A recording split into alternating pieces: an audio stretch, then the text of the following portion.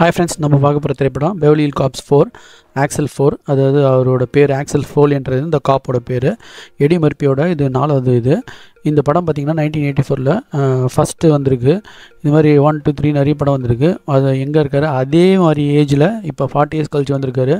அதே யூத்து, அதே இதோட ரொம்ப சூப்பர்பான ஒரு ஃபிசிக்கோட, ரொம்ப ஆக்டிவான ஒரு இதோட, கொஞ்சம் கூட இதுவே தளர்வே இல்லாமல் சூப்பராக பண்ணியிருக்காரு ஹியூமரஸோட. அதே அந்த படத்துலேயும் ஹியூமரஸ் பற்றி தான் படம்.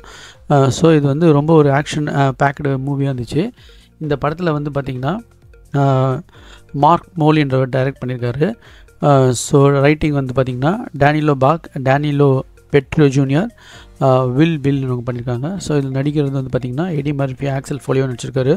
ஜோசப் கோர்டன், டிடெக்டிவ் பாபியை நடிச்சிருக்காரு. இவர் வந்து அந்த பொண்ணோட லவ்வரு, இவங்க பொண்ணோட லவ்வரு. டெய்லர் பைக்கு வந்து ஜேனியாக நடிச்சிருக்காங்க. இவ வந்து ஆக்சல் ஃபோலியோட பொண்ணாக இருப்பாங்க. மற்றவங்களாம் துணை நடிகர் எல்லாம் அது மாதிரி. இதில் கெவின் பாக்கன் வந்து கேப்டன் கிராண்டாக நடிச்சிருப்பார். இவர் தான் முக்கியமான ஒரு கேரக்டர். ஸோ இவருக்கும் எடி மர்ஃபிக்கும் வர பிரச்சனை தான் படத்தில். ஸோ இந்த படத்தில் கதைன்னு பார்த்திங்கன்னா எடி மர்ஃபியோட, அதாவது ஆக்சல் ஃபோலியோட பொண்ணுக்கு ஜேனுக்கு வந்து ஒரு பிரச்சனை வரும். அது என்னென்னா, அங்கே இருக்க ஒரு போலீஸை வந்து ஒருத்தன் போட்டு தள்ளிடுவான். கோப்லான்ன்ற அண்டர் கவர் போலீஸை வந்து போட்டு தள்ளிட்டு அவன் மோசமானவன்னு வருவான். அவளுக்கு அந்த ஆளை வந்து இவர் டிஃபெண்ட் பண்ணுவாள், ஜேன்ன்றவன்.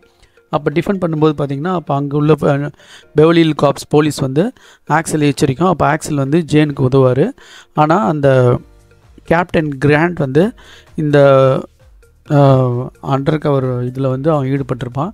அப்போ வந்து பார்த்திங்கன்னா இந்த கேப்டன் கேடை வந்து ஜேனோ ஆக்சல் ஃபோலியோ வந்து எதிர்ப்பாங்க. இதுக்கு வந்து டிடெக்டிவ் பாபி அபோட் வந்து ஹெல்ப்ஃபுல்லாக இருப்பார். ஸோ இது வந்து ஆக்ஷன் காமெடியாக போகுது. ஃபஸ்ட் எடுத்தோன்னே பார்த்திங்கன்னா ஒரு ஐஸ் ஹாக்கியில் வந்து ஒரு சேஸ் நடக்கும். அப்புறம் வந்து பார்த்திங்கன்னா அந்த கிராண்ட் அந்த கைதியை வந்து பேசுவாள். கைதியை வந்து அவங்க பொண்ணு வந்து பேசுவாள். அடுத்தது வந்து எடி மர்ஃபி வந்து போலீஸ் ஸ்டேஷனில் அந்த அவங்க பொண்ணை பற்றி தெரிஞ்சுப்பார். அப்புறம் வந்து பார்த்திங்கன்னா இது நடக்குது. அதுக்கப்புறம் எல்லாமே ஃபைட்டு தான். ஸோ ஒரு ஃபைட்டை வந்து காமெடியாகவும் ஜாலியாகவும் இருக்கும். ஒரு இடத்துல வந்து பார்த்திங்கன்னா ஒரு ரோந்து போகிற வண்டியில் இவர் போவார். அப்போ வந்து ஒரு போலீஸ் பிடிச்சி அவரை நிறுத்தி அவரை வந்து கைது பண்ணுவாங்க. அந்த சீன்லாம் நல்லா இருந்தது.